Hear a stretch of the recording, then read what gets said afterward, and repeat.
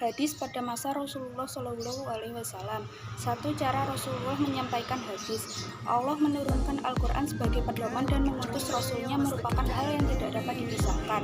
Segala yang Rasulullah ucapkan, lakukan, dan keadaannya serta takdir beliau merupakan perwujudan dari Al-Quran.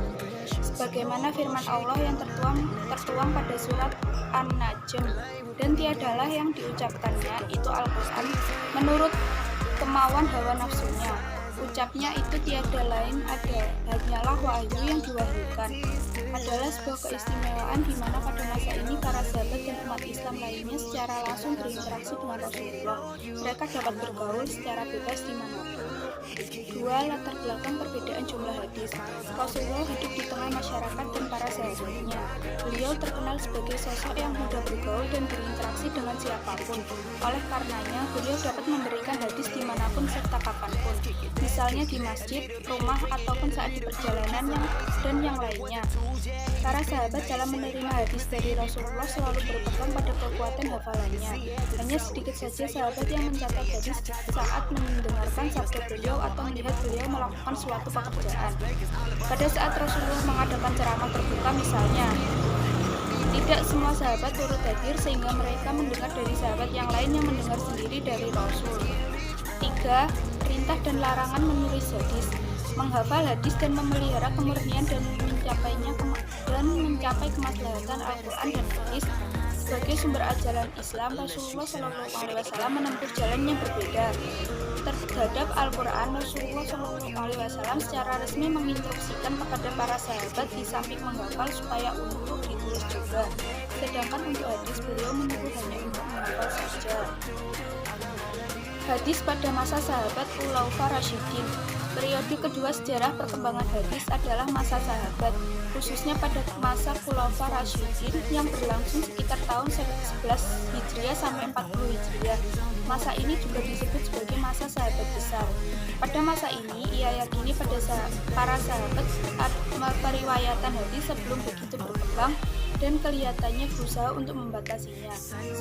Menjaga pesan Rasulullah SAW pada masa menjelang akhir kerasulannya. Rasulullah SAW berpesan kepada para sahabat agar berpegang teguh kepada Al-Quran dan hadis serta mengajarkannya kepada orang lain. 2. Berhati-hati dalam meriwayatkan dan menerima hadis. Perhatian para sahabat pada masa ini masih terfokus pada usaha memelihara dan menyembah Al-Quran. Ini terlihat bagaimana Al-Quran dibutuhkan oleh sahabat.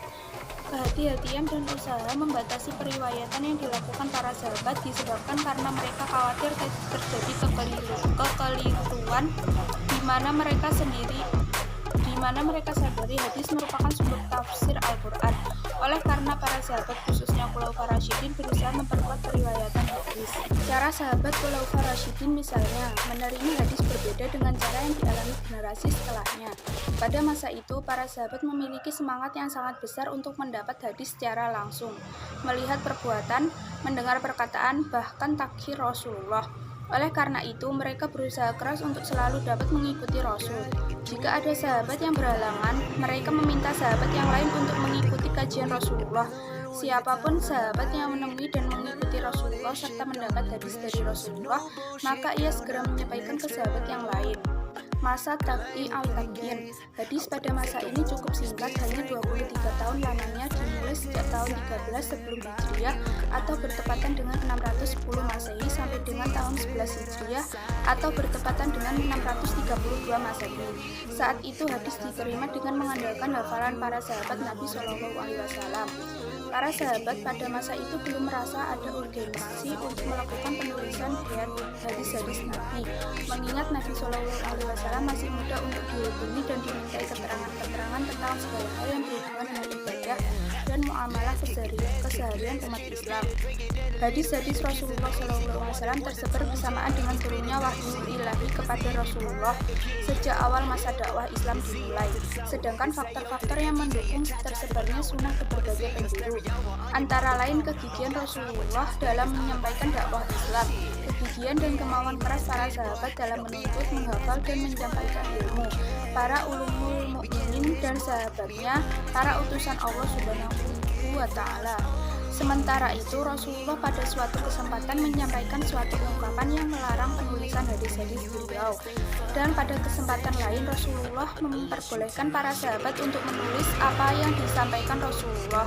Kodifikasi hadis secara resmi dipelopori Khalifah Umar bin Abdul Aziz atau Khalifah ke-8 pada masa Bani Umayyah yang memerintah tahun 19 sampai 101 Hijriah. Dia menginstruksikan kepada para gubernur di semua wilayah Islam untuk menghimpun dan menulis hadis-hadis Nabi. Selain itu, Khalifah juga menerima Ibnu Hazm atau Ibnu Shihab al-Zuhri 50 sampai 120 Hijriah untuk menghimpun hadis Nabi. Motif Umar bin Abdul Aziz dalam mengkodifikasi hadis adalah kekhawatiran akan hilang hadis dari pembendaharaan masyarakat, sebab sebelum dibukukan untuk membersihkan dan memelihara hadis-hadis modhu atau palsu yang dibuat orang-orang untuk mempertahankan ideologi golongan dan mazhab. Tidak adanya kekhawatiran lagi akan tercampurnya Al-Quran dan hadis, keduanya sudah bisa dibedakan.